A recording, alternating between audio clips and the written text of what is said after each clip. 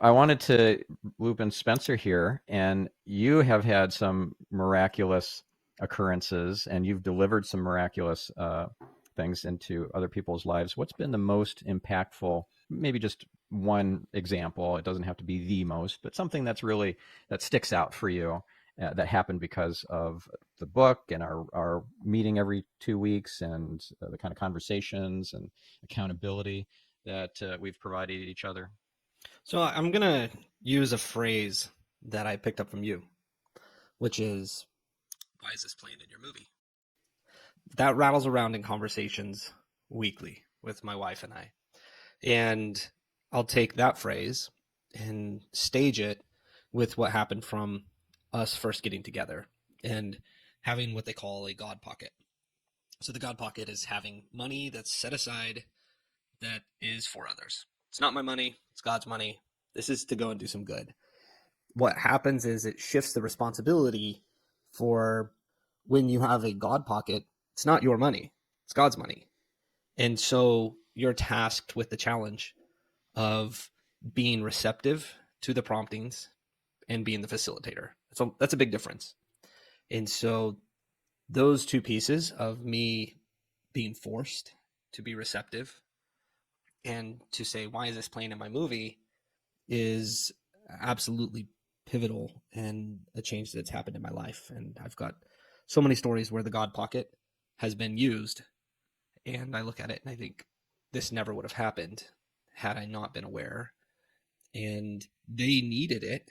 I just happened to be the person that helped facilitate it.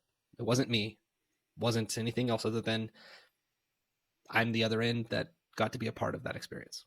We're all stewards for God for money, the resources, the time, attention, the business, and the staffing, and everything that we can deploy to assist and shine our light and spread the light to others. So, one thing that's really made a big impact in my life is the realization or the epiphany that it's his business, that it's not my business, it's his.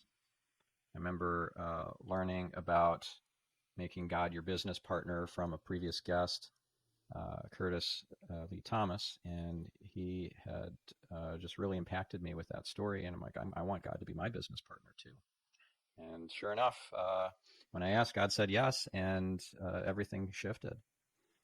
So it's his business, it's his money. It's not just 10% tithing. The other 90% is his too, and I'm just a steward for it. And that's been a real game changer, a huge perspective shift for me, and I'm sure for you guys too. Absolutely. I think it's also, as you read through the Bible, New Testament, Old Testament, and we see miracles, I think for folks that are believers and followers, I think one of the things they struggle with is, from a faith perspective, is we're human beings and we tend to lean towards tangible, provable evidence.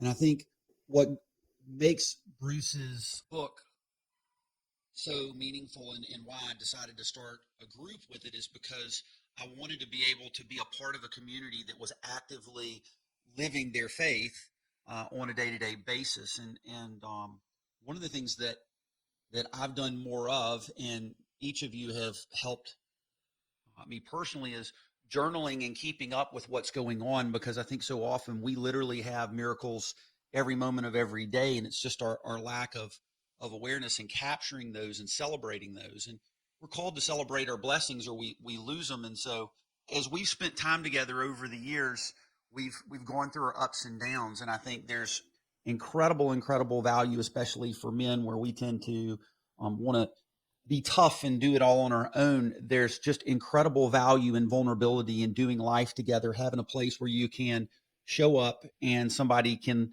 love you enough with empathy to see what's good, so that you have the ability to shift a perspective in something or a time where you feel like you're struggling, that you see an opportunity. There was a So recent important. story that I can think of. This one happened a month ago.